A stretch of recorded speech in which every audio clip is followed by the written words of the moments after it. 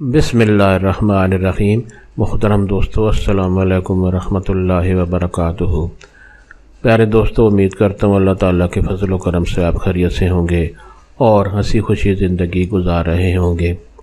हमारी भी यही दुआ है कि अल्लाह ताला आपको हमेशा खुश व खुर्रम रखे और सेहतमंद ज़िंदगी अता फरमाए।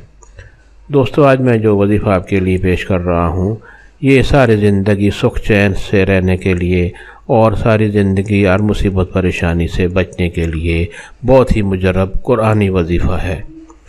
दोस्तों, ये वजीफ़ा करने की इजाज़त आम है, हर कोई ये वजीफ़ा कर सकता है, यानी ये वजीफ़ा करने के लिए आपको किसी से कोई इजाज़त लेने की ज़रूरत नहीं पड़ती।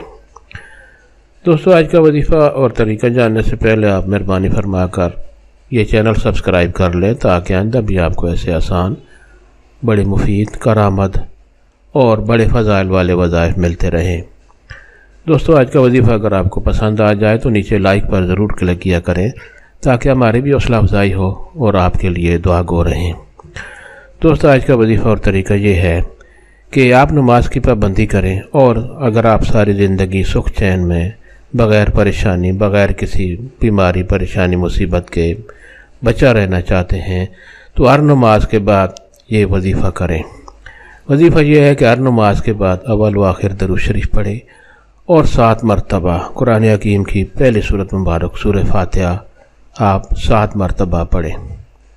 शुरू और आखिर में दरूद शरीफ और 7 मरतबा सूरत फातिहा आपने तिलावत करनी है।